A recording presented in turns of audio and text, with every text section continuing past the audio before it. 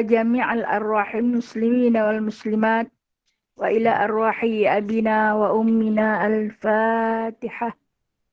أعوذ بالله من الشيطان الرجيم. بسم الله الرحمن الرحيم. الحمد لله رب العالمين الرحمن الرحيم مالك يوم الدين إياك نعبد وإياك نستعين اهدنا الصراط المستقيم صراط الذين أنعمت عليهم غير المغضوب عليهم ولا الضالين.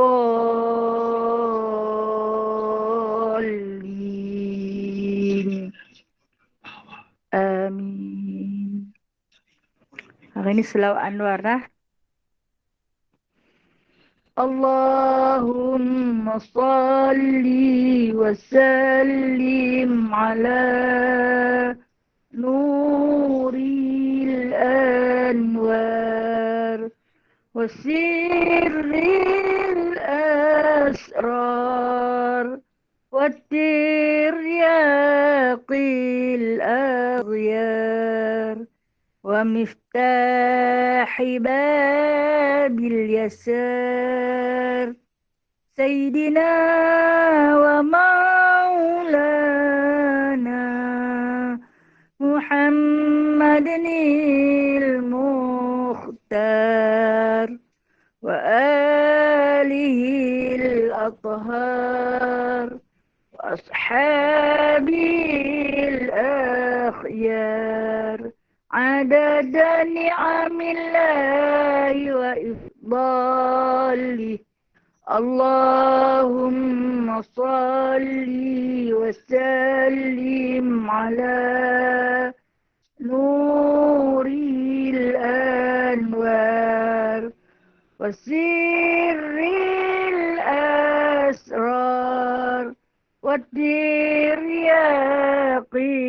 aghyar wa miftahi babil yasar Sayyidina wa maulana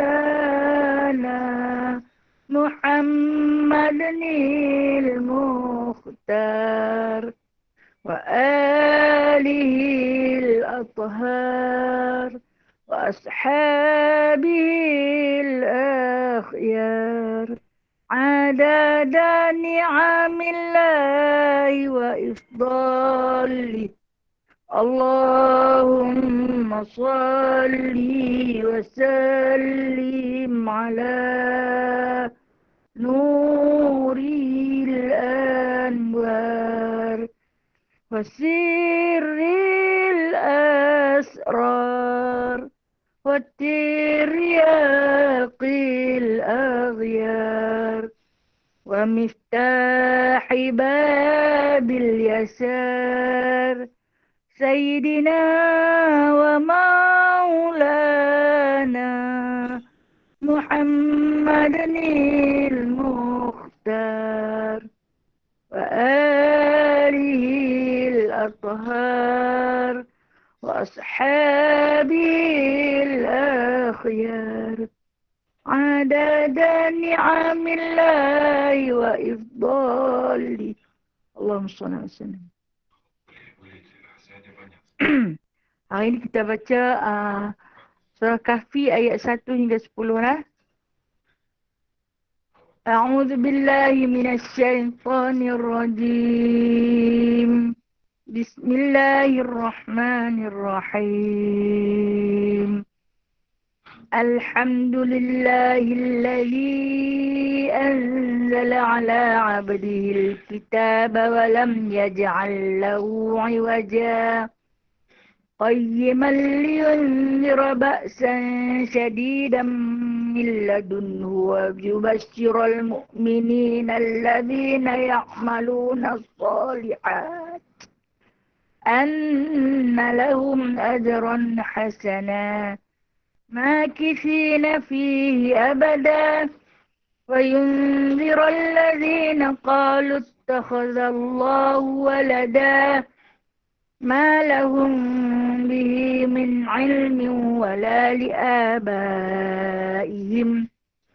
كبرت كلمة تخرج من أفواههم إن يقولون إلا كذبا فلعلك باخع نفسك على آثارهم إن لم يؤمنوا بهذا الحديث أسفا إنا جعلنا ما على الأرض زينة لها لنبلوهم أيهم أحسن عملا وإنا لجاعلون ما عليها صعيدا جرزا أم حسبت أن أصحاب الكهف والرقيم كانوا من آياتنا عجبا إذ أوى الفتية إلى الكهف فقالوا ربنا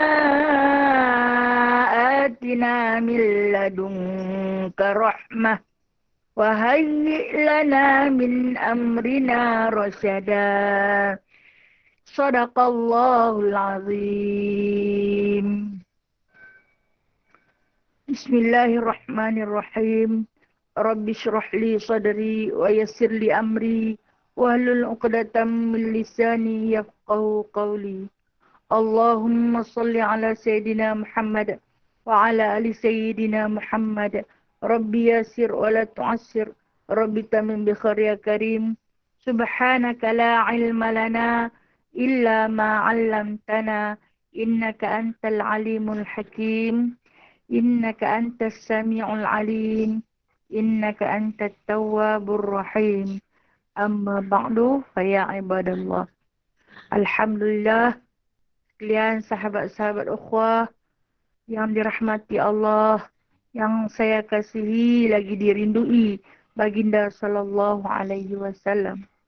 Bersama-sama kita merafakkan sembah puji, puja, penuh kesyukuran kepada Allah Azza wa Jalla atas kurniaan Allah, keizinannya, limpahannya, jemputannya. Pagi ni Allah Ta'ala masih lagi memberi ruang kepada kita untuk terus bernafas atas muka bumi ini. Seterusnya menjalani tanggungjawab kita sebagai khalifah Allah. Menerajui satu kehidupan yang akan berakhir pada bila-bila masa. Menyedari hakikat hidup ini akan menemui kematian.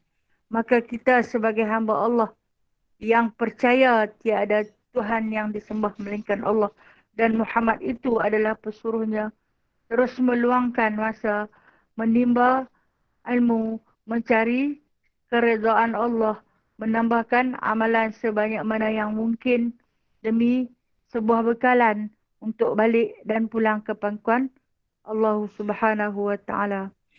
Bagi menambahkan keberkatan hari kita pagi ini, kita sama-sama akan membaca bermuzakarah sifat kitab Syama'il Muhammadiyah karangan Imam At-Tirmizi rahimahullahu ta'ala, yang mana insya-Allah pagi ini kita akan baca satu bab yang baru, iaitu bab yang ke-46 pada menceritakan tentang tempat tidur Rasulullah sallallahu alaihi wasallam. Tempat tidur ni maksud dia katil dia ataupun tilam dia. Yang mana kita tahu seorang pemimpin agung, pemimpin akhir zaman, penghulu kepada syurga, bagaimanakah tempat tidur baginda. Hadis yang ke-328, muka surat 107. Kalau kitab hadis yang lama lah. Kalau hadis Syama'il yang baru, mungkin dia lari dalam sebelah muka surat saja. Baik, kita baca dulu. A'udzubillahi minasyaitanirrajim. Haddatsana Ali bin Hujr. Qala haddatsana Ali bin Mushir an Hisham bin Urwah an abihi an Aisyah qala innama kana firashu Rasulillah sallallahu alaihi wasallam alladhi yanamu alaihi min adam hasbuhu lif. Aisyah radhiyallahu anha menyatakan tempat tidur Rasulullah sallallahu alaihi wasallam hanyalah dibuat dari kulit binatang yang mana isinya daripada sabut. Apakah yang dimaksudkan dengan sabut ini, iaitu sabut yang ada di dalam batang tamar, batang kurma. Okey. Kita tengok dulu sifat pohon tamar, sifat pohon kurma. Allah Ta'ala menciptakan sifat pohon kurma ni pada pelepahnya berduri. Pada buahnya sedap. Mengandungi kandungan dia mineral yang tertinggi. Vitamin yang cukup tinggi. Khasiat yang paling banyak. Setiap helaian daun dia itu bersifat liat. Tak mudah terkoyak. Macam kita ada juga di Malaysia ni. Pokok kelapa sawit tapi liat. Tetapi tak mudah koyak.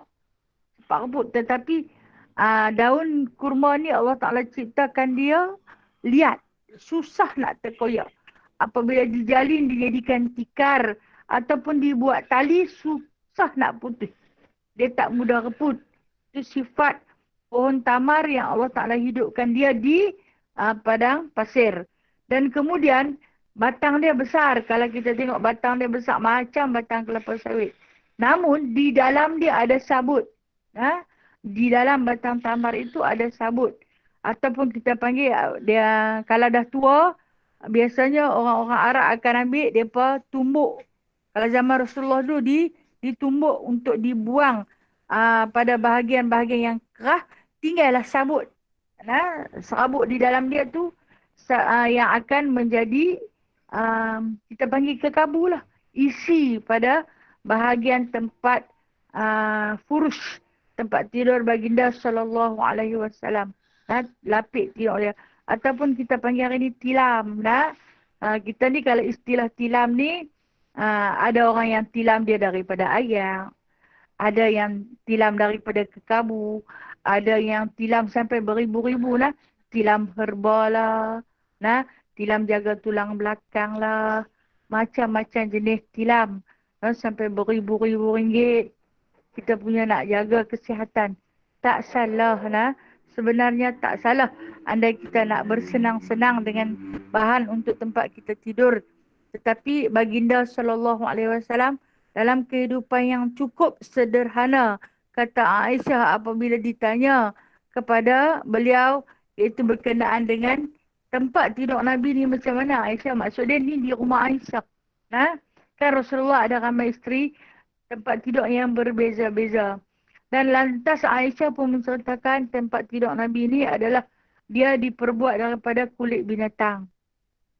Biasanya kulit binatang ni binatang apa? Unta lah. Unta ataupun kambing. Biasanya selalu Nabi akan gunakan kulit unta untuk dibuat lapik tidur. Nak bagi tebal sikit, diambilnya sabut daripada batang tamar. Okey, kita kalau pokok nyok, kita tak boleh nak ambil sabut dalam batang tu. Kerah, berduri, berselumbak kan. Selumbak, kerah. Kalau nak buat senduk boleh lah. Kalau daripada batang nyok tu. Tapi kalau kata daripada batang tamar, Allah Ta'ala jadikan rupa-rupanya dia lembut. Dia lembut dan apabila dihancurkan, maka akan menghasilkan ada sabut yang berserabut di dalam tu.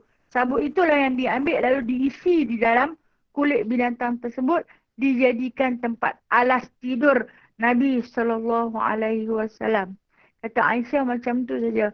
Begitu sederhana tempat tidur Nabi. Padahal baginda adalah seorang pemimpin agung yang disegani, yang disayangi oleh para sahabat, yang dimuliakan oleh para malaikat, yang dimakbulkan doa oleh Allah Subhanahu Wa Taala. Nabi boleh saja nak minta, kalau kata diberikan tilam daripada syurga, boleh Nabi minta dapat terus. Tapi Nabi tidak mahu sesekali, kata baginda sallallahu alaihi wasallam. Dia tak mahu. Dalam satu hadis lain, yang mana satu hari Saidina Umar Al-Khattab masuk bertemu dengan baginda sallallahu alaihi wasallam. Yang mana pada ketika itu Nabi tak sihat, Nabi kurang sihat. Ha? Jadi Saidina Umar Al-Khattab bila jumpa dengan Nabi ni, Nabi tengok-tengok yang masuk dalam rumah Nabi adalah sahabat yang dimuliakan. Terus Nabi bangkit. Walaupun keadaan baginda tak sihat. Meraihkan tetamu yang hadir. Lantas Nabi bangkit duduk. Bila Nabi bangkit duduk, bersila di atas hamparan tu dan dijapati oleh Saidina Umar Al-Khattab. Hadis ni katanya dia berada di rumah Ummu Salamah. Bukan rumah Aisyah. Rumah Aisyah kulit binatang. Di rumah Ummu Salamah adalah berlapikkan daripada pelepah ataupun daun-daun tamar yang dianyam. Daun tamar yang dianyam. Maka bila mana Nabi bangkit, menyebabkan pada bahagian belakang Nabi itu berbekas. Kita panggil berbirak, berbekas-bekas. Kesan Nabi tidur di atas pelepah tamar itu tadi. Dan apabila Nabi duduk membongkok di depan, Saidina Umar Al-Khattab, Saidina Umar tengok belakang Nabi yang putih kemerah-merahan itu ada lekat, lekok-lekok, bentuk-bentuk daun tu. Kita kata hak yang macam lidi-lidi dia tu lekat, tenggelam-tenggelam pada bahagian belakang Nabi SAW. Sambil dia mengusap belakang Nabi yang mulia, lalu dia menangis tersedu-sedu. Tangisan seorang sahabat kepada sahabat. Tanda sayang. Nabi sakit, dia pun menangis. Nabi sakit, dia pun teruk rasa sama sakit. Dia pun tengok Nabi tidur di atas tempat bekas macam ni. Kata Saidina Umar Al-Khattab, "Ya Rasulullah, wahai utusan Allah." Dia kata, belakang kamu penuh dengan kesan-kesan bekas tempat tidur. Sedangkan Raja Kisra di Kaisar, duduk mereka di atas singgasana emas, berbantalkan mutiara sutera. Ya Rasulullah, kamu ini utusan Allah. Di dalam Al-Quran Allah Ta'ala cerita, ala furusim marfu'ah. Di atas singgasana tempat-tempat tidur tilam yang tebal-tebal. Boleh tak kalau Rasulullah nak minta satu, awak pula tak boleh? Kekasih minta dekat kekasih. Dah tentu boleh dapat. Tetapi baginda sallallahu alaihi wasallam jawab apa? Apabila dikatakan oleh Saidina Umar Al-Khattab yang sedemikian, maka kata Nabi sallallahu alaihi wasallam, Raja Kaisar di Kisra itu mereka menyegerakan kesenangan. Sekarang juga. Mereka nak kesenangan, lalu juga. Sebab tu mereka tak bersedia nak tidur di atas tikar, di atas lantai yang kerah. Sedangkan dia kata, kesenangan yang segera itu cepat berakhir. Apa yang kita dapat lah ni cepat berakhir. Sebenarnya tak lama kan. Kalau kita tengok, apa yang kita guna pakai hari ni, cepat binasa. Cepat rosak. Kalau kita beli katil pun, dia patah. Kalau kita beli tilam pun lama-lama tilam hak empuk tu dia nanti jadi kerah. Spring dia kadang dah tikam tengah belakang. Kita kena tukar. Itu kesenangan yang bersifat segera. Kata baginda sallallahu alaihi wasallam. Yang mana kita, Nabi tak sebut aku. Nabi sebut kita. Bila Nabi sebut kita ni, Nabi rujukkan kepada para muslim yang tawaduk. Kita adalah kaum yang menangguhkan kesenangan untuk hari kiamat. Kita ada satu kaum muslimin yang menangguhkan kesenangan yang segera. Maksudnya tak teruja sangatlah. Macam kita selalu kata, tak apa. Itu semua dunia. Akhirat lagi, besar Allah bagi, tak apa. Kita tak dapat di dunia, kita dapat di akhirat. Walaupun ada keinginan dalam diri yang bersifat manusia biasa. Namun kita ada satu pujukan, tak apa.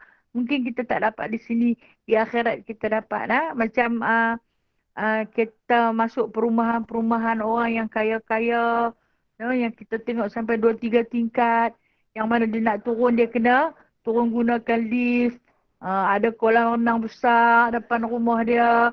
Dia ada uh, tempat parking kereta sampai berpuluh-puluh biji di kawasan rumah dia. Keluasan dia sampai beratus ekar. Okey. Kita tengok, tak apa kita kata. Mungkin kita tak dapat di dunia nah. Tapi insya-Allah adanya jaminan di akhirat andai kita ada amalan. Jadi inilah pujukan Nabi SAW kepada para sahabat yang menyebabkan sahabat kata tak apa, kita susahlah ni tak apa. Kita tak makan sekarang pun tak apa. Nah, janji ada habuan yang Allah Ta'ala simpan di akhirat. Biarlah kata Nabi SAW, Raja Kaisar itu tidur. Tidur di atas singgasana emas. Singgasana Raja Kaisar ni emas. Katil dia tu mah. Berlapikkan dengan sutera yang bertatah belian. Sedangkan baginda SAW, bantal dia adalah pelepah tamar. Bantal itu pelepah. Dia punya lapik dia tu daun. Kalau kata yang bulu binatang pun dalam tu bubuh sabut. Sabut daripada batang tamar. Betapa tawaduknya baginda SAW. Maka kata baginda SAW, Nabi melanjutkan lagi jawapan kepada Saidina Umar Al-Khattab dengan katanya, kita ini di dunia ibarat orang yang musafir di tengah panas yang terik. Nampak ada satu pohon yang rendang. Orang yang bermusafir di tengah panas yang terik, nampak ada pohon rendang. Kita pakai kerumun nak pergi di bawah pohon rendang tu. Berteduh daripada panas. Dan selepas berlalu panas tu, kita akan tinggalkan teduhan tu. Kita akan teruskan perjalanan kita. Itulah perumpamaannya aku, kata Nabi SAW. Aku macam itulah, dia kata. Kita macam itulah. Kita mai ke dunia ni singgah sebentar. Sampai masa dia kita sambung perjalanan. Jadi tempat persinggahan ini, maka kata Nabi, itu tawaduknya Nabi lah. Maka tempat persinggahan ini tak perlulah aku terlalu berlebih-lebihan. Kerana aku nak sambung perjalanan. Ibarat aku ni orang yang bermusafir di tengah panas terik. Jumpa sepohon pokok yang rendang. Maka aku cepat-cepat tumpang berteduh di bawah teduhan pokok tu. Bila berlalunya siang, maksudnya tenggelamnya matahari, maka aku akan teruskan perjalanan. Apa dia kiasan di sebalik kata-kata baginda SAW ini? Yang ni kita dengan dunia ni macam itulah. Kita singgah. Kita lalu melintasi dia. Kita nak balik ke negeri yang lebih kekal, yang lebih abadi. Dalam persinggahan kita tu, segala kenikmatan jangan buang. Boleh kita ambil kenikmatan itu. Boleh kita guna untuk manfaat diri kita. Jangan biar terlalu lama dalam keadaan kemiskinan yang melarat. Kerana ia akan makan diri. Merosak binasakan kesihatan. Jadi aku akan ambil manfaat yang mana ada. Jadi Rasulullah ni dia ibaratkan dia musafir di tengah panas. Manfaatnya di bawah teduhan pokok. Jaga diri. Jangan sampai jatuh sakit. Jangan sampai mudarat. Ambil manfaat yang ada. Jadi dia kata, bila selesainya segala penderitaan, sampai masanya, tenggelam matahari, maka aku akan teruskan perjalanan. Kita pun sampai waktunya, ila ajalim musamma, kata Allah, sampai kepada ajal yang ditetapkan kepada aku, maka aku akan kembalilah ke sisi Allah. Meneruskan satu perjalanan yang lebih panjang, iaitu perjalanan yang kekal abadi, bermula daripada stesen kita yang pertama, iaitu alam barzah. Alam barzah, stesen yang pertama untuk kita memulakan perjalanan seterusnya alam mahsyar. Kemudian alam akhirat yang mana akan meletakkan kita ke dalam surga ataupun neraka. Kemudian kita masing-masing merasalah alam azab ataupun alam nikmat. Itu kata-kata Nabi SAW yang membuatkan para sahabat rasa terkesan sungguh. Terkesan sungguh. Maka Nabi ini dia mendidik para sahabat untuk bersifat tawaduk di dalam segala urusan pekerjaan dunia. Tawaduk. Okey, baik. Kita tengok satu lagi hadis. Haddatsana Abul Khattab Ziyad bin Yahya Al-Basri. Qala Al-Basri, bukan Al-Basri. قال حدثنا عبد الله بن ميمون قال حدثنا جعفر بن محمد عن أبيه قال سئلت عائشة ما كان فراش رسول الله صلى الله عليه وسلم في بيتك قالت من آدم حشوه من ليف. وسئلت حفصة ما كان فراش رسول الله صلى الله عليه وسلم في بيتك قالت مسحا مسحا تثنيه سنة سنة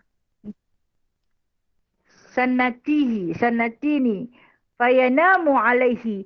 فلما كان ذات ليلة قلت لو سنيته 4 سنيات لكان أوطأ له. فسنيناه له ب4 سنيات. فلما أصبح قال ما فرشتم لي ليلة؟ قالت قلنا وفي فراشك إلا أنا ثنيناه ب4 سنيات. قلنا وأوطاء لك. قال ردوه لحالته الأولى فإنه منعتني وطاعته والصلاة ليلة. Ini satu hadis yang diriwayatkan oleh Ja'far bin Muhammad menyatakan daripada ayahnya, seseorang bertanya kepada Aisyah radhiyallahu anha bagaimana tempat tidur Rasulullah sallallahu alaihi wasallam yang berada di rumah kamu, di rumah Aisyah. Maka Aisyah menjawab dibuat dari kulit, di kulit binatang lah. Kulit binatang yang mana dimasukkan di sini adalah kulit unta ataupun kulit lembu. Sebab dia lebih bersifat liat. Kalau kulit kambing dia sikit berbau. Maklumlah kambing lemah. Suka kata bau macam kambing. Kambing dia ada bau sikit. Jadi Nabi lebih selesa menggunakan kulit unta sebab unta dia lebih lembut, lebih halus kulitnya.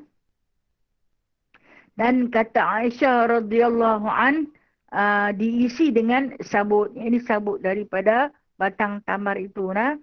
Seseorang telah bertanya kepada Hafsah pula, bagaimana tempat tidur Rasulullah sallallahu alaihi wasallam yang berada di rumah kamu? Hafsah menjawab, kain bulu yang kasar yang kami lipat 2 kali. Maka baginda tidur di atasnya. Pada satu malam, aku berkata, sekiranya aku lipatkan kain itu sebanyak 4 kali, pastinya tempat tidur itu menjadi lebih empuk. Maka kami pun melipatnya sebanyak 4 kali lipatan.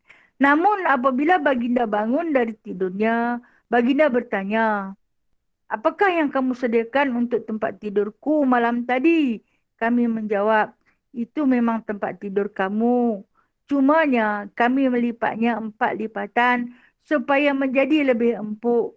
Maka Rasulullah sallallahu alaihi wasallam bersabda, kembalilah seperti sedia kala kerana keempukannya telah menghalangku dari menunaikan solat malamku. Ini cerita tentang 2 biji rumah isteri Nabi sallallahu alaihi wasallam. Tadi Saidina Umar tu rumah Ummu Salamah Yang ni rumah Sayyidatina Aisyah macam hadis yang tadi. Aisyah kata dibuat daripada kulit binatang, di dalamnya diisi daripada sabut daripada batang tamar. Kemudian tanya Hafsah. Hafsah ni siapa? Hafsah ni puteri Saidina Umar Al-Khattab. Tanya pula kepada Hafsah, macam mana tilam Rasulullah? Kita kata tilamlah tempat lapik tilam Rasulullah. Jadi Hafsah pun habaq. Ianya adalah daripada kulit binatang juga. Daripada kulit binatang juga. Yang dilipat 2. Bila lipat 2 dia jadi tebal sikit. Lepas tu bila dia tengok Rasulullah kan bahagian badan baginda sallallahu alaihi wasallam itu kurus. Jadi dia kata kalau kata kami lipat 4, kalau kata lipat 4 mungkin dapat tebal lagi. Lipatan kain bulu binatang itu tersebut. Dan pada malam tu, malam giliran Rasulullah ke rumah dia tu, dia lipat firash ataupun tempat lapik tidur Rasulullah tu menjadi 4 kali lipatan. Bila menjadi 4 kali lipatan, dia lebih tebal. Dia lebih tebal. Bila tebal, Rasulullah pun tidur. hingga menyebabkan pada hari itu agak sukar baginda untuk bangun daripada tidurnya. Dia rasa lain macam lah nah. Pasal apa sedap tidur lah di atas sesuatu yang lebih empuk, yang lebih lembut. Yang kata furusim marfu'ah. Lapik tempat tidur tilam yang tinggi, yang tebal. Bila dia bangkit daripada tidur tu, dia bertanya kepada Hafsah, dia kata, hamba apa kat tempat tidur aku ni? Jadi Hafsah kata tempat tidur yang sama, tilam yang sama. Cuma telah pun aku lipat menjadi 4. Kata Nabi SAW, kembalikan, ruddu. Kata dia, kembalikan kepada biasa. Lipat 2 cukup. Sebab dia kata, kerana aku tidur di atas keempukannya itu, menyebabkan aku malas bangun bersolat. Kerana keempukannya itu menghalang aku bersolat malam. Kepada Tuhanku. Jadi dia kata, bukan menghalang macam mana. Jadi malah nak bangkit sedap tidur. Terlampau sedap tidur, maka menyebabkan aku rasa malas untuk bangun. Kita berbeza dengan kita. Kita nak cari yang lagi empuk, yang lagi sedap, yang lagi sejuk. Nak jaga kualiti tidur kita agar tidak terganggu. Tapi yang tu pun tak salah lah. Sebab kita nak bangun di sepertiga malam agar bila tidur kita tak terganggu, ibadah kita sepertiga malam juga takkan terganggu. Sat lagi, dah duk tak larat sakit badan, tidur di atas lantai kan. Badan kita kan manja sikit, tidur atas lantai walhal berlapik tu.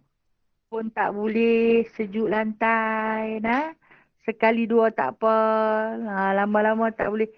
Memang kulit isi badan kita memang manja macam manalah nak tidur atas tanah terus Sebenarnya kalau tidur di atas tanah terus memang sakit Saya pernah tidur di atas tanah terus. Subhanallah, sakitnya bukan kepalang Berbeza dengan tidur di Muzdalifah. Muzdalifah memang tidur berlantaikan tanah, berbumbungkan langit. Tapi tak sakit macam kita tidur di Malaysia ni Dan keadaan baginda SAW ini menyebabkan baginda kata, kalau kata lebih empuk, lagi susah bangkit. Bayang.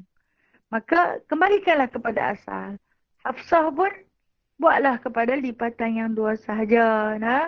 Sebab dia kata Rasulullah tegur dia. Rasulullah tak bagi buat bagi empuk-empuk macam tu.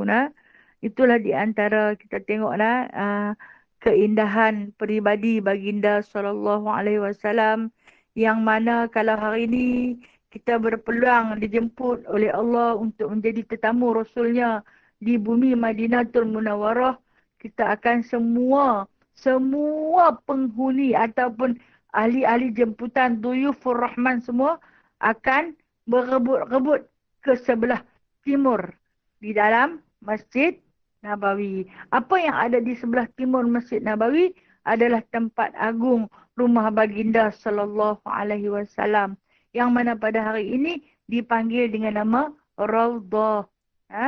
Itu antara salah satu daripada rumah isteri baginda sallallahu alaihi wasallam yang mana Raudhah hari ini kalau kita masuk penuh dengan keindahan dia cantik dia, kapet dia pun berwarna yang berbeza. Mihrab Nabi SAW berbingkaikan emas. Begitu juga dengan makam baginda berdindingkan emas. Subhanallah. Andainya baginda ada. Saat ini dah tentu baginda diagung-agungkan. Tapi baginda ada pada satu ketika zaman. Baginda diperangi, baginda dibenci. Dan yang mana pada ketika itu di rumah baginda tak ada apa-apa perhiasan. Selain daripada hamparan tikar yang usang. Gelas baginda diperbuat daripada kayu. Sebab apa? Selepas wafatnya baginda SAW, Sayyidina Anas bin Malik mengeluarkan bekas minuman baginda SAW. Yang dia minta kepada Aisyah, aku tak mahu apa-apa harta. Tinggalkanlah bekas minuman ni. Ataupun kita akan panggil gayung. Yang itulah dia buat cedok air. Yang itulah tempat minuman. Sambil dia pegang bekas minuman Rasulullah SAW tu, dia kata kepada Aisyah, dia kata, hadiahkanlah kepada aku yang ni. Tak minta apa-apa pun. Sebab dia kata pada bahagian keliling bekas minuman ini adanya mulut-mulut baginda sallallahu alaihi wasallam pernah mencicah kepada bahagian tepinya. Maka bagilah kepada aku, yang mana bekas minuman Nabi sallallahu alaihi wasallam hari ini masih lagi Allah Taala jaga, ada di Turki di Museum Topkapi. Siapa yang berpeluang, katalah kita ada rezeki esok ni boleh melawat ke negara-negara yang menyimpan khazanah-khazanah Rasulullah, insya-Allah kita boleh hadir menziarahi jejak-jejak Rasul sallallahu alaihi wasallam bagi menambahkan keimanan dalam diri kita. Mana nak tahu kalau ada rezeki boleh tengok dia punya bekas minuman Rasulullah besar diperbuat daripada kayu, diperkuatkan dengan tembaga, diperikat dengan tembaga. Yang mana dalam bekas minuman itu Rasulullah paling suka minum apa? Perahan kurma atau kita panggil dengan nama jus kurma. Nabi minum itu. Kemudian akan dicampur dengan madu. Kalau dia minum kurma, dia akan campur dengan madu. Menghasilkan minuman yang lebih segar, menyegarkan tubuh badan, menguatkan ingatan. Kemudian dalam bekas tersebut Nabi suka minum susu. Okey, itu di antara minuman baginda sallallahu alaihi wasallam yang dikongsi cerita oleh Anas bin Malik radhiyallahu anhu. Baik, kita masuk kepada bab yang ke-47 mengenai sifat tawaduk Rasulullah sallallahu alaihi wasallam. حدثنا أحمد بن منيع وسعيد بن عبد الرحمن المخزومي وغير واحد قالوا حدثنا سفيان بن عيينة عن الزهري عن عبيد الله عن ابن عباس عن عمر بن الخطاب قال رسول الله صلى الله عليه وسلم لا تطروني كما أطرت النصارى بن مريم إنما أنا عبد فقولوا عبد الله ورسوله. Umar Al-Khattab radhiyallahu anhu menyatakan bahawa Rasulullah sallallahu alaihi wasallam bersabda, janganlah kamu memujiku secara berlebihan seperti kaum Nasrani berlebihan memuji Nabi Isa bin Maryam. Aku ini hanyalah seorang hamba Allah subhanahu wa ta'ala. Maka katakanlah aku sebagai hamba Allah dan Rasulnya. Betapa tawaduknya baginda sallallahu alaihi wasallam. Terjadinya hadis ini yang diriwayatkan daripada Umar bin Al-Khattab ialah di dalam satu peristiwa ketika mana sahabat sedang duduk berbual-bual sesama mereka, tiba-tiba masuk Nabi sallallahu alaihi wasallam. Maka bangkitlah sahabat-sahabat meraihkan kehadiran baginda sallallahu alaihi wasallam. Pakat bangkit. Macam kita lah. Kan kita duduk dalam satu majlis, dia peristiar. Okey, saat lagi sekian-sekian menteri nak masuk, semua diminta bangun. Bangun berdiri bagi memberi penghormatan kepada orang besar yang nak jalan masuk. Kerana apa kita memberi penghormatan dia? Kerana dia mentaati Allah. Mungkin kerana ilmu dia. Mungkin kerana ketakwaannya. Maka boleh tak? Boleh kita bangkit. Tak berdosa. Kita menghormati dia. Jadi sahabat-sahabat ni kemuliaan yang diberikan kepada baginda sallallahu alaihi wasallam. Mereka pun pakat bangkit. Bila dia pakat bangkit, Rasulullah ni berjalan seolah-olah berlari mendekatkan diri kepada sahabat. Nanti minta dia duduk. Jangan bangun. Duduk. Jangan bangun. Dia tak mahu dimuliakan. Dia tidak suka dimuliakan. Sampai dia kata, janganlah kamu memujiku secara berlebihan. Seperti mana kaum Nasrani berlebihan memuji Isa. Kalau kita tengok, kaum Nasrani ni dengan Nabi Allah Isa ni bukan sekadar pujian, tetapi penyembahan. Bahkan mereka memanggil Isa itu sebagai Tuhan. Jadi Rasulullah larang. Macam kita umat Muhammad sallallahu alaihi wasallam mencintai baginda, memuji baginda tidak sampai lebih daripada kita memuji Allah Subhanahu wa taala. Kan kita tengok dalam takbiratul ihram kita yang ada hanya Allahu Akbar. Allahu Akbar. Maksud dia tidak ada lagi kuasa yang terlebih besar selain daripada Allah Subhanahu Wa Taala. Eh? Dan terus kita mengungguli, mentauhidkan Allah Ta'ala sampai kita duduk tahiyat akhir. Baru adanya salam sejahtera ke atas junjungan Nabi SAW. Daripada awal-awal takbiratul ihram sampai dekat habis, semuanya kita puji Allah. Kita tasbih Allah, kita tahmid kepada Allah. Kita membesar dan mengagungkan Allah. Jadi adalah salah barang siapa mengatakan kita memuji Rasulullah melebihi Allah Subhanahu Wa Taala. Kerana tidak ada zat yang terlebih tinggi yang patut dipuja dan dipuji melainkan Allah. Jadi Rasulullah ni sahabat bangkit berdiri, memberi penghormatan. Dia kata jangan-jangan. Dia tak suka. Dia tak suka macam tu. Dia kata janganlah hampa buat macam mana kaum-kaum Nasrani. Yang mana mereka itu memuji Isa ibnu Maryam sehingga melebihi Allah Ta'ala. Betul lah. Kalau kita tengok sampai hari ini puak-puak Nasrani ni memuja. Memuja Isa alaihi salam hingga meletakkan berhala-berhala atau patung-patung yang berbentuk Isa alaihi salam lantas mereka sembah. Salib itu menjadi penyembahan pada bahagian-bahagian tertentu. Ada yang kata masih lagi terdapat kain ataupun percaan kain yang dipakai oleh Isa ketika mana dijatuhkan hukuman salib. Hampa kata, hampa percaya dekat Tuhan hampa. Kenapa hampa bunuh Tuhan hampa tu? Tak faham perangai Nasrani ni tu. Sampai akhirnya kita tak berapa nak pandai, nak boleh faham. Kalau dah yang tu Tuhan, pasal apa hampa pergi bunuh orang? Patut kan nak jagalah. Kan? Yang pergi bunuh, yang bunuh pun mereka juga. Dan itulah sifat Nabi SAW. Yang mana selepas daripada hadis yang diriwayatkan daripada Umar Ibn Khattab ni, daripada duduk meraihkan lah. Dan Nabi tak suka. Nabi tak suka diraihkan sedemikian. Maka mereka pun pakat-pakat duduk dengan Nabi SAW. Nabi pun bagi tahu. Ini sambungan daripada riwayat ni lah. Nabi bagi tahu kita dapat hadiah ni. Hadiah apa sahabat tanya? Kita dapat hadiah kambing. Oh, boleh makan daging lah hari ni. Apabila kita dapat hadiah. Okey, baik kita masak kata Rasulullah. Nak makan ramai-ramai lah. Macam kita lah nak kenduri, nak bergotong royong ramai-ramai. Maka seorang sahabat kata, Sayyidina Umar Al-Khattab, aku sembelih kambing tu. Berapa ekor? 5-6 ekor. Kenduri besar lah. Aku sembelih kata Umar Al-Khattab. Kau ni angkat tangan. Tak apa. Aku lapar dia. Kau ni kata tak apa saya cincang. Kau ni kata saya sediakan tempat bekah untuk nak masak. Yang Rasulullah ni duduk terdiam. Dia sebenarnya Rasulullah ni duduk cari celah. Pada bahagian mana dia nak masuk buat kerja. Lepas tu dalam dia duduk sembang. Kau ni kata kau ni bagi garam, kau ni bagi tepung, nak buat roti lah, nak cicah dengan sup kambing ni.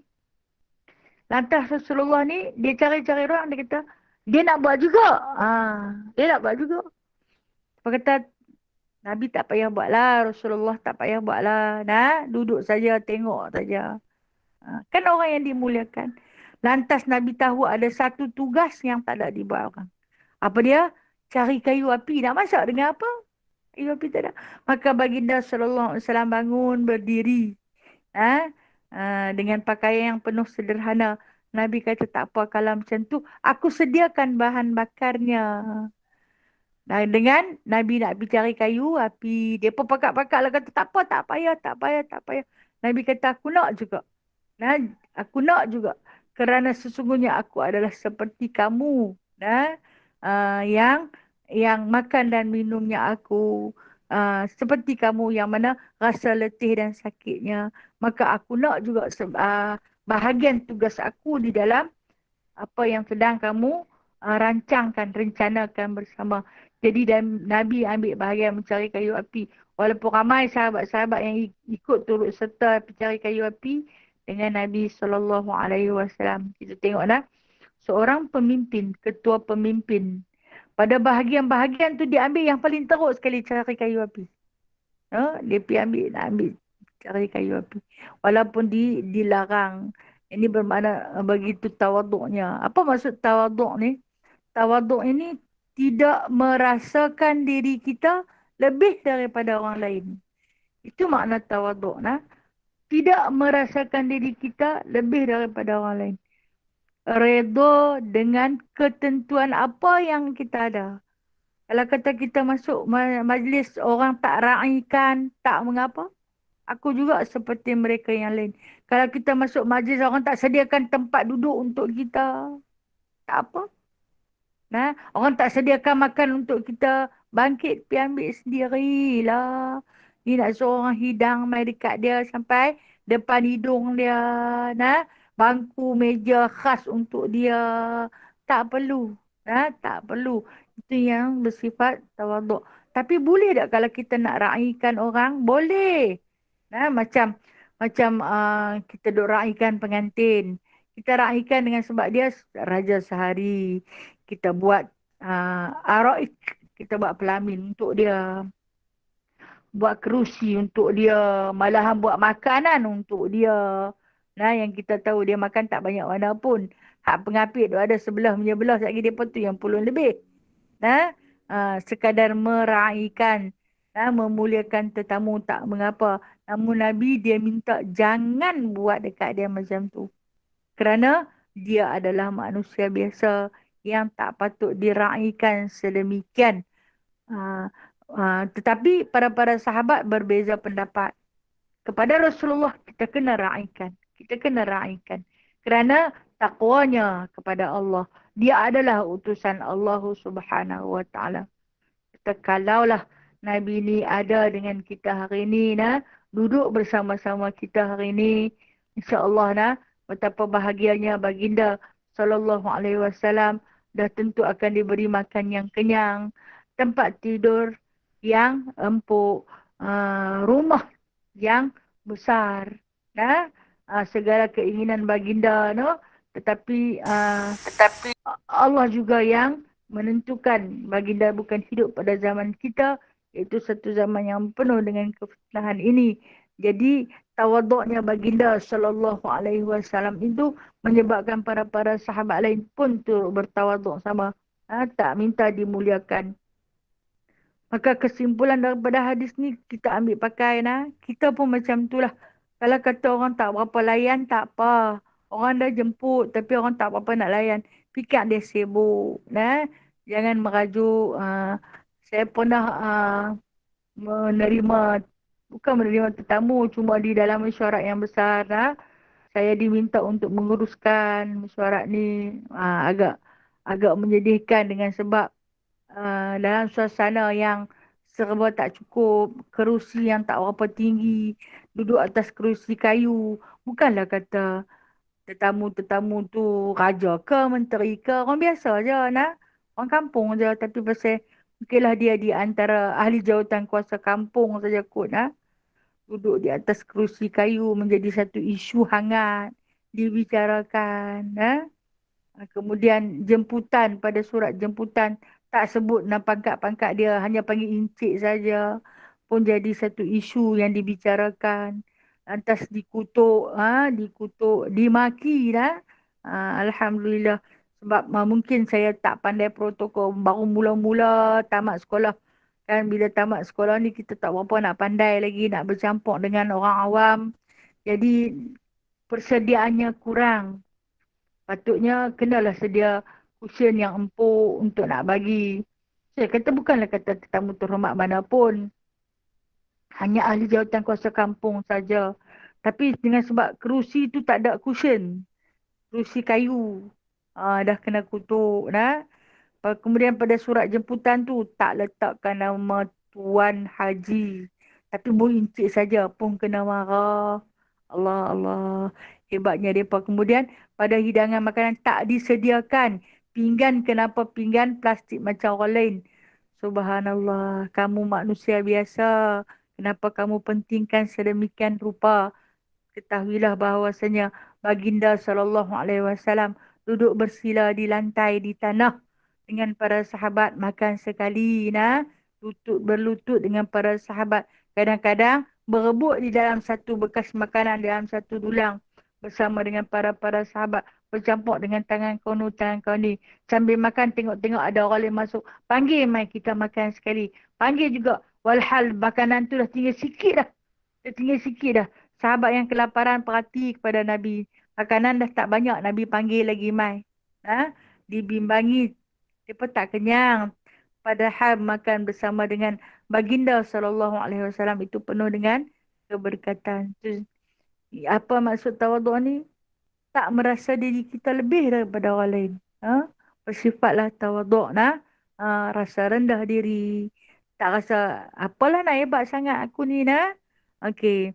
Satu lagi hadis. Nah, hadis insyaAllah.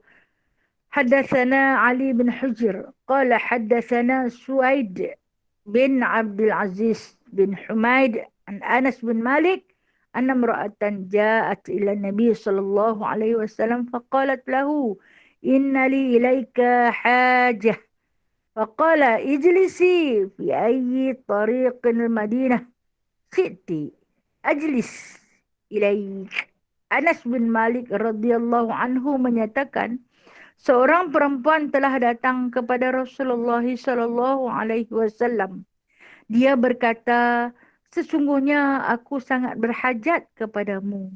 Maka Rasulullah sallallahu alaihi wasallam bersabda, duduklah kamu di mana-mana di Madinah ini, jalan yang mana kamu suka. Maka aku pasti akan duduk menunaikan hajatmu. Kita tengok nah.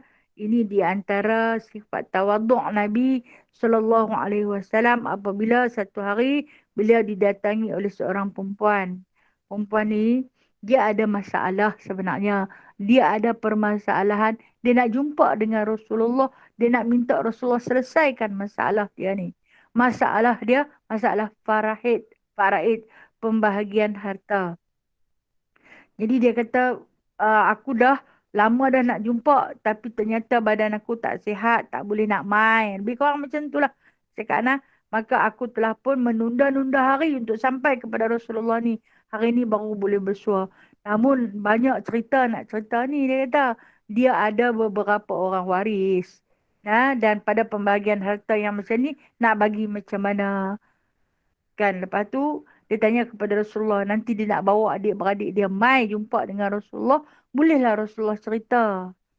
Jadi apa jawab Nabi SAW yang penuh dengan tawaduk ini? Kata baginda SAW, ijlis, tak payah. Duduklah. Duduklah. Duduk tak mana yang duduklah. Sebenarnya rumah perempuan ni jauh ni. Jauh di pinggir kota Madinah. Jauh lagi daripada rumah Nabi SAW. Jadi Nabi kata tak payah. Tak payah bawa mai. Aku nanti pi. Kata dia jauh ni rumah dia kata. Macam mana Rasulullah nak pergi? Tak apa, dia kata. Habak tang mana lorong, tang mana jalan, dia kata. Aku akan pergi, dia kata. Jadi, tang mana-mana juga yang kita jumpa, bagi tahu dan aku akan menceritakan apa yang patutnya dan kamu menceritakan apa yang sepatutnya. Jadi, tunggu saja. Jadi, maknanya Nabi SAW ni taklah bersifat macam orang mutakabir, orang yang takabur. Hang ada hajat nak jumpa aku, amai kat aku lah. Takkan aku nak bicara hang kot. Itu bahasa kita, bahasa takabur. Dia dah berhajat, suruhlah dia mai. Kita pula nak kena pergi jumpa dia. Melampau. Jahat kan? Kita jahat. Tapi baginda SAW meraihkan wanita ni. Wanita kampung saja. Dia pun dia habaq lah. Sekian. Rumah dia tang sini. Jadi pagi tu Rasulullah SAW bawa Anas bin Malik. Jom kita pergi rumah perempuan ni. Dia duduk pada bahagian-bahagian simpang ni. Kita pergi jumpa dia dengan adik-beradik dia, dengan anak-beranak dia. Kita selesaikan permasalahan faraid yang menjadi bebanan ke atas wanita ni tadi. Itu Nabi pi. Nabi pi dan Nabi bertemu dengan wanita tersebut. Rupa-rupanya jauh juga perjalanan daripada rumah Nabi SAW untuk sampai ke rumah perempuan tersebut. Dan Nabi ni, Nabi Habak, kamu ada suami? Dia kata suami dia dah meninggal. Jadi tempat yang terbaik adalah di jalan. Di simpang jalan. Kenapa? Nabi tak mahu menimbulkan apa-apa fitnah jumpa dengan perempuan yang tak ada suami. Sekali lagi orang nanti fitnah Rasulullah, dia boleh main lah Muhammad tu. Yahudi akan carilah ruang untuk nak fitnah. Jadi kita bila jumpa di jalan di tempat awam, semua orang boleh tengok Rasulullah bawa teman. Sayyidina Anas bin Malik bertemu dengan wanita tersebut dan wanita tersebut disuruh bawa adik-beradik semua. Perbicaraannya hanya di pinggiran jalan sahaja, di tempat terbuka agar tidak menimbulkan apa-apa fitnah. Dia kata, nah, duduklah di situ, aku pasti akan menunaikan hajatmu. Habaqlah, ceritalah, kata Nabi SAW, apa yang kamu nak kata, kamu katalah. InsyaAllah, kata baginda SAW, dia akan selesaikan. Hebat, nah. Hebat keadaan baginda, nah. Dalam satu cerita baginda tawaduk lagi ni, satu hari, nah, Nabi SAW kan dia sebut, aku adalah manusia biasa. Aku juga berjalan ke pasar. Maksudnya dia pergi pasar lah, dia pergi pekan. Membeli keperluan untuk ahli keluarga dia. Dalam perjalanan baginda SAW ni jumpa dengan seorang hamba jariah. Hamba jariah ni hamba perempuan yang sedang menangis. Menangis terisak-isak. Nabi tanya dia, kenapa kamu menangis? Patutnya dia ni Rasulullah ni. Perempuan tu kenal yang tu Rasulullah. Kenapa kamu menangis? Jawab si hamba jariah tadi. Dia kata, tuan aku suruh beli sekian-sekian barang. Tapi aku dah bagi hilang duit tu. Berapa? Nabi tanya. Dia kata, 2 dinar. Banyaklah 2 dinar. Kebetulan pada Nabi memang ada 2 dinar. Nabi kesian. Kamu menangis kerana takut dimarahi oleh tuan. Dah tentu aku akan dikurung, tak diberi makan, aku akan dipukul. Kerana suruh beli barang pun tak dapat, duit pula hilang. Jadi Nabi SAW menggantikan dengan 2 dinar tersebut kepada budak perempuan, hamba perempuan tu tadi. Tidak hamba kot, no? Terus tak peduli dah. Dia ni kekasih Allah, utusan Allah. Dia bagi. Dia bagi. Bila dia bagi, Nabi pun terus ke pasar. Nabi terus ke pasar. Dan ketika ini Nabi kata Nabi nak berhutang lah. Nabi nak berhutang lah. Sebab apa? Sebab keperluan ahli keluarga. Ternyata baginda SAW mendapat hadiah daripada sahabat-sahabat yang berniaga di pasar. Nabi pun bawa balik. Bila Nabi balik, budak perempuan tadi ni, bila Nabi bagi kat dia 2 dinar, dia pergi beli barang keperluan tuan dia tu. Tapi dia tak balik. Dia tunggu tempat yang sama. Bila Nabi patah balik, Nabi tengok dia ada di tempat yang sama. Masih menangis. Tak siapa? Awak tak balik. Kenapa menangis lagi? Sedangkan barang keperluan semua dah ada. Kenapa masih di sini? Apa baginda SAW jawab? Nabi kata, pasal apa ni? Kenapa kamu menangis? Aku dah bagi duit. Barang dah ada kepada kamu. Maka kata perempuan hamba itu tadi, aku takut dah lama aku main kedai. Lebih kurang macam tu lah. Aku main kedai ni lama sangat. Tak balik-balik. Dan bila balik, tuan aku tentu akan bertanya, pasal apa pergi kedai lama sangat? Jadi bila persoalan ini menyebabkan dia takut nak balik ke rumah sebab terlalu lama. Kan dia duit dia hilang, dia cari dah berapa lama. Dia menangis kat situ sementara nak mai jumpa dengan Rasulullah SAW. Dan kata Nabi SAW dengan sifat tawaduknya, dia kata, kalau macam tu jomlah nak pergi hantar. Kalau macam tu jomlah aku pergi hantar. Lebih kurang bahasa yang mudah kita faham. Marilah aku hantar kamu. Marilah aku pergi hantar. Kalau kata tuan tu tengok Rasulullah yang hantar, tuan tu tak marah lah. Okey, kemudian Nabi pergi hantar. Bila sampai di rumah tuan tu, maka tuan tu kata, oh patut lambat. Dia tolong bawa barang kepada Rasulullah. Walhal Rasulullah bawa barang dia. Hebat seorang hamba. Rasulullah ambil berat walaupun kepada seorang hamba jariah. Hebat baginda SAW. Sifat tawaduk baginda yang begitu tinggi. Menyebabkan orang mudah jatuh cinta dengan kepribadian dan akhlak yang terpuji. Wallahu a'lamu bishawab. Ada soalan dah nak tanya? Ya, Assalamualaikum Ustazah. Waalaikumsalam ya Kak Zalilah, silakan.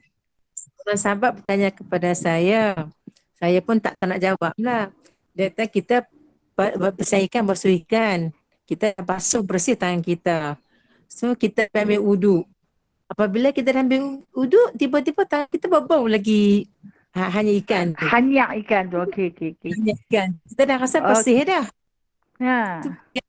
wuduk kita tu, Ustazah. Okey, baik. Terima kasih Kak Zalilah. Ya. Tentang hanyak ikan. Ikan adalah binatang yang tidak najis. Tidak najis. Dan bahkan kesan-kesan darah pada ikan boleh kita makan. Contohnya kan, lepas kita basuh, kita bogang kunyit, kan kita tahap saat. Waktu tu kita nak goreng, kita nampak ada darah kan. Di dalam bekas tu masih lagi berdarah dia duk keluar. Kita dah boleh makan. Kita tak payah nak pergi basuh lain. Kita terus goreng. Okey. Itu menyandakan ikan dia tak najis. Sebarang jenis apa yang ada di laut, semua boleh kita makan. Dan pada permasalahan kita bersih ikan, memang ada ikan yang berbau. Kita dah sabun, dah cuci masih lagi berbau hanyak dia. Masa mula-mula kita sabun, dia hilang. Kita pun cium, hilang. Tapi saat lagi, kesan tu tak hilang. Kita ambil wuduk kita sembahyang. Masih lagi ada kesan. Apa akan berlaku kepada wuduk dan solat kita? Sah. Kerana ia bukan najis. Bau tu bukan bau yang najis. Kalau najis ni, najis mutawassithah, dia kena bagi hilang bau, warna dan rasa. Ni dia tak ada rasa dah. Warna juga tak ada. Yang ada hanya bau. Dan bau itu bukanlah daripada najis mutawassithah. Bahkan dia tidaklah najis. Maka sah. Solatnya, wuduknya sah. Okey Terima Kak kasih Ida. Ustazah. Ya, terima kasih. Sama-sama kasih. Assalamualaikum. Allahu Akbar. Waalaikumsalam warahmatullahi.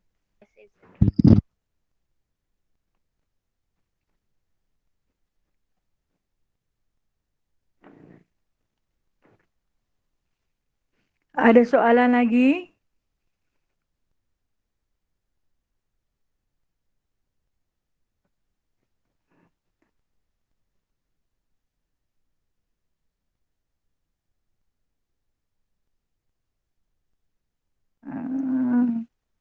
Hari ini tak ada perbincangan panas. Alhamdulillah kemarin terima kasih kepada sahabat yang memberi penerangan tentang anxiety untuk pengetahuan kepada kita semua yang kurang arif, yang kurang kefahaman. Terima kasih atas perkongsian. Kalau ada pendapat-pendapat yang terbaik, sila kemukakan. InsyaAllah kita boleh guna pakai bersama-sama. Sebab kita ni bukannya alim pun. Saya ni bukannya alim pun. Bukan semua benda kita tahu kan. Banyak sangat benda yang kita tidak tahu. Hanya sedikit saja yang kita tahu. Itu pun bukan tahu semua. Tahu pun tahu sikit-sikit. Jadi apabila kita duduk dalam serumpun bersahabat, sahabat di luar sana yang jauh lebih baik, yang jauh lebih hebat ilmu mereka, maka berkongsilah dengan saya yang sedikit ni. Jadi saya dengan redha dan berlapang dada sentiasa sedia menerima sebarang jenis teguran daripada para sahabat. Kadang-kadang mungkin saya tersilap cakap, tersilap memberi pandangan dan pendapat. Saya rela menerima teguran. Kita hamba Allah kan, selalu buat salah. Okey. Kalau gitu saya sudah dululah hari ini. Ustazah, Ya, Ustazah, ya, ya. Ya, ya, ya, ada. ada soalan. Silakan, silakan. Minta maaf dah Ustazah. Tak apa, tak apa, tak apa. Ni soalan ni daripada sahabat kita. Dia minta tolong tanya. Ju baca nah. Saya bekerja di bahagian keuangan iaitu di bank lah. Sepanjang MCO ni saya ada 2 hari bekerja dari rumah dan 3 hari bekerja dari ofis. Okey, masalahnya bila saya bekerja di rumah, tidak ada kerja yang saya boleh buat sebab sistem tidak boleh dibuka dari rumah. Lepas tu bos kata tak ada kerja, kena keluar rumah buat sale. Dengan musim COVID, nak buat sale memang saya takut sebab kita macam pergi cari COVID. Soalan saya, salah ke saya tak ikut arahan bos?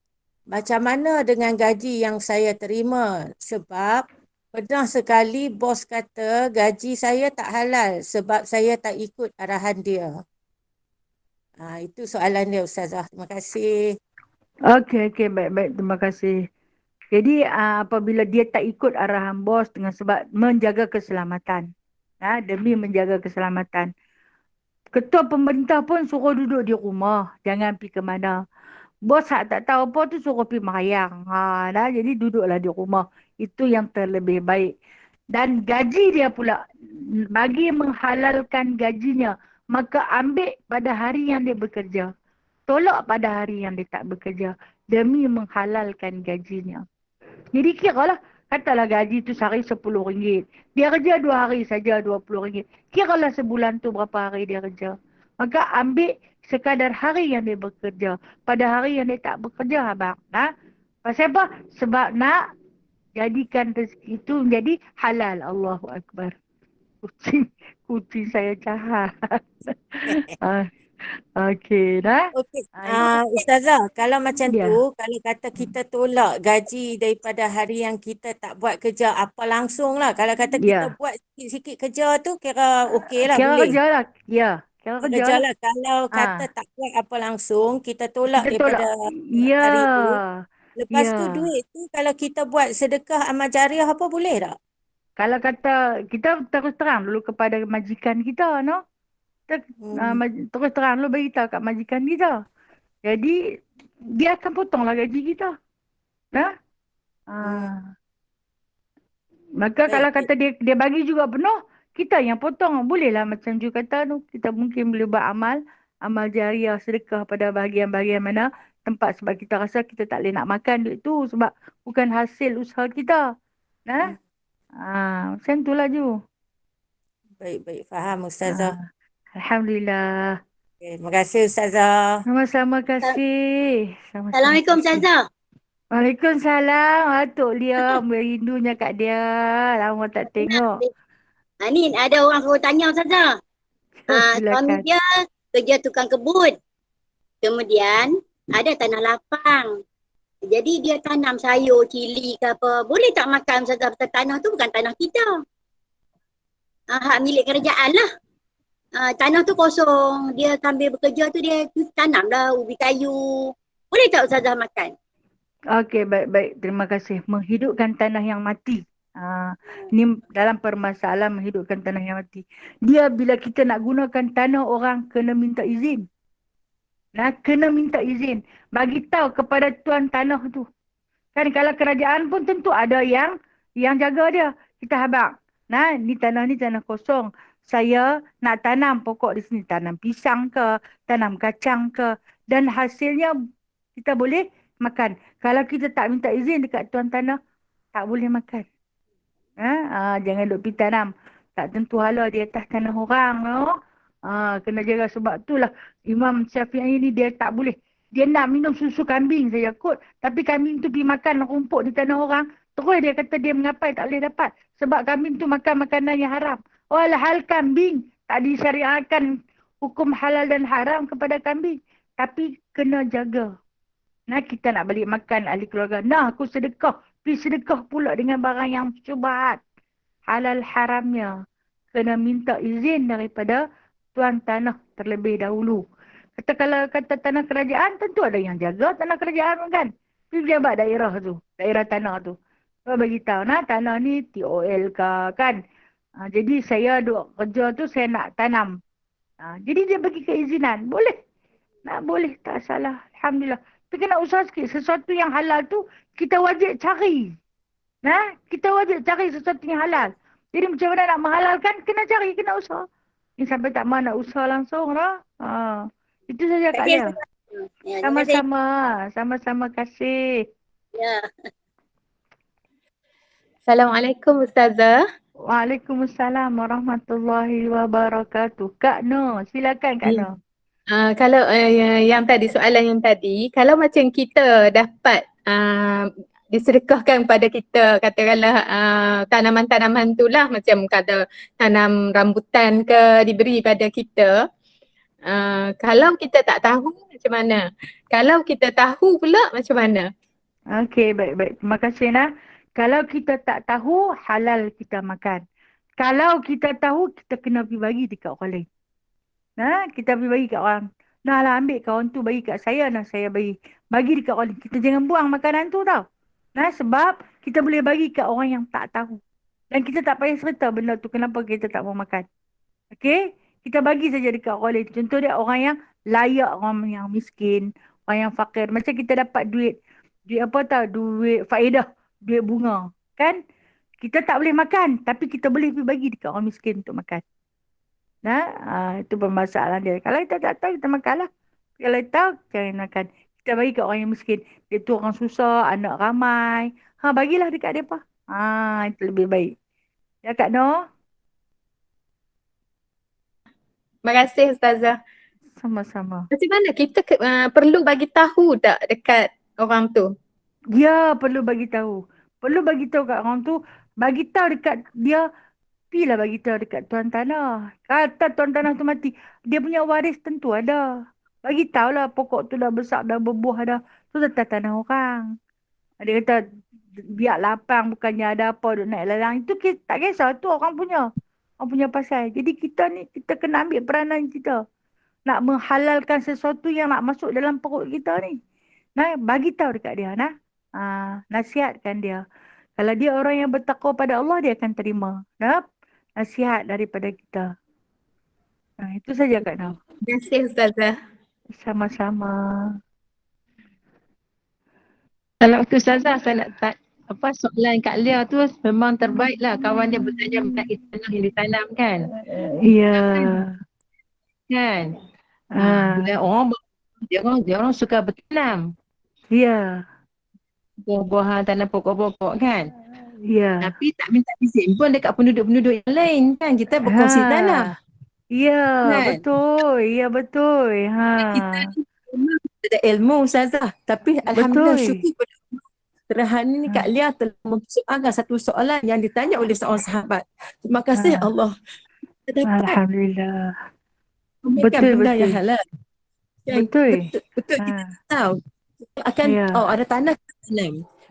Macam mana Ustazah? Kalau kita tanam pokok dalam bekas ada pasu ataupun bekas-bekas yang plastik letak di tepi-tepi tanah berkaitan tanah orang lah katakan. Okey, kita tumpang letak saja. Ya. Okey, itu tak apa. Tanah tak apa. Yang tu tak apa. Kita pergi beli pasyak tu kan. Kita bubuh dalam pasu, kita tumpang. Nak letak atas rumah kita kan. Rumah sekarang bertingkat-tingkat payah. Kita letak kat bawah. Tumpang sat di pinggir tanah orang. Tak apa. Alhamdulillah. Boleh diharuskan. Lagi kita belajar, lagi kita mengetahui ilmu, lagi kita takut. Ustazah, takut. Ya, betul. Kata orang yang berilmu itu, orang yang berilmu itu bertakwa. InsyaAllah. Alhamdulillah. Terima kasih Kak Zalilah. Terima kasih Ustazah. Assalamualaikum. Terima kasih. Waalaikumsalam warahmatullahi. Assalamualaikum Ustazah. Waalaikumsalam warahmatullahi. Ya Ji, silakan Ji. Ya Ustazah. Kata di kesempatan ni Ji nak minta maaf lah dekat Ustazah kalau kata semalam ni Ji main terjah. Orang kata ikutkan adab sebagai anak murid dan main terjah aja orang kata apa? Bagi Ji Ustazah ni sebagai seorang guru lah. Ji main terjah jadi kalau Ji kurang adab Ji minta ampun, minta maaf lah. Ustazah Ji tak terjah lah. Ji tak terjah. Ji memberi pendapat, pandangan. Itu bukan terjahan. Itu satu jawapan dan pandangan. Maksud Ji kan semalam kan Ji tengok balik YouTube tu. Bila tengok balik kan, ya Allah aku ni kurang adab dengan tok guru aku. Sebab apa? Baru perasan tak bagi salam tak apa. Betul. Main terjah maksud Ji kan. Emosi sikit lah. Excited. Bukan emosi Ustazah. Dia excited nak cakap tu. Jadi dia terlupa adab sebagai tak apa. Saya pun tak rasa apa-apa dah. Kan kita berkawan, kita bersahabat dalam ruangan ni kan. Salam sentiasa di bibir, tak apa. Dia tengok balik video, ya Allah, aku kurang adab main terjah kan. Jadi Ji yang kata mengaku Ji punya silap. Jadi Ji minta maaf lah. Jangan minta maaf lah, tak ada silapnya pun. Tak payah minta maaf dah. Sama-sama lah kita nak. Eh. Tak apa. Saya terima. Hmm. Okay nah. Kita tak ada apa dah no. Jaga diri lah, jaga Allah nah. Sama-samalah kita jaga. Suasana semakin tak baik rasanya nah. Suasana dunia, suasana kita penduduk pulau, bilangan tak ramai tetapi kalau kita tengok jumlah mangsa semakin naik nah sampai 2,000 lebih dah. Allah Allah nah, mereka yang dipilih oleh Allah dan kita jaga sebaik mungkin semampu yang boleh. Selebihnya qul lan yusibana. Serahlah pada Allah nah. Kalau Allah Taala nak cari kita, Allah nak bagi juga. Hang duduk dalam peti besi pun kena, kan? Nak buat macam mana? Nak kita hanya mampu berusaha jaga. Jaga kena. Allah A'lam. Nah, yang baik itu daripada Allah. Yang lemah yang kurang Assalamualaikum daripada diri Ustazah. sendiri. Waalaikumsalam. Waalaikumsalam. Ustazah ni Waalaikumsalam Kak Ni ya. dah meeting. Ya, Ni. silakan. Kak Ni tanya satu ni masalah. Kita kan macam kita belum orang tua-tua kan. Jadi kita saling pampers dia apa semua. So jari kita tu kadang-kadang terkena najis dia. Itu bila kita cuci tu dia memang hilang rasa lah, hilang ni. Tapi bau tu tetap ada. Macam mana kita nak ambil uduk usah tak Ustaz? Okey, najis manusia kena bagi hilang bau. Nah, kena bagi hilang bau. Ada bahan-bahan kimia yang boleh menghilangkan bau. Kena bagi hilang bau pada najis manusia kerana selagi dia tak hilang bau, dia tak hilang najis itu. Dia masih ada. Dia tak ada ain dah. Dia ada najis hukmi di situ. Nah, jadi dia ada alat untuk menghilangkan bau. Okey, saya bagi salah satu daripada alat menghilangkan bau najis yang tak mau hilang, tanah. Tapi di tanah tu, tapi orang lain ni duduk di flat tu, tanah boleh menghilangkan bau. Atau kalau tak ada tanah, sediakan arang. Oh. Kita ni, itu yang Allah Ta'ala kata kita asal daripada tanah, kita kembali kepada tanah. Tanah boleh menghilangkan bau. Dapat tanah tu, bubuh tangan kita di tanah tu. Hilang bau. Subhanallah. Tonyoh tangan kita di tanah di arang tu. Ya, tonyoh. Ya. InsyaAllah hilang bau. Nah? Baik. Okey, baik. Sama-sama kasih.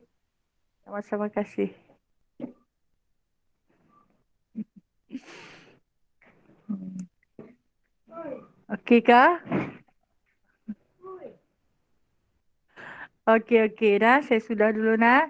Yang baik itu daripada Allah. Yang lemah yang kurang daripada diri saya sendiri. A'udzubillahi minasyaitonirrajim.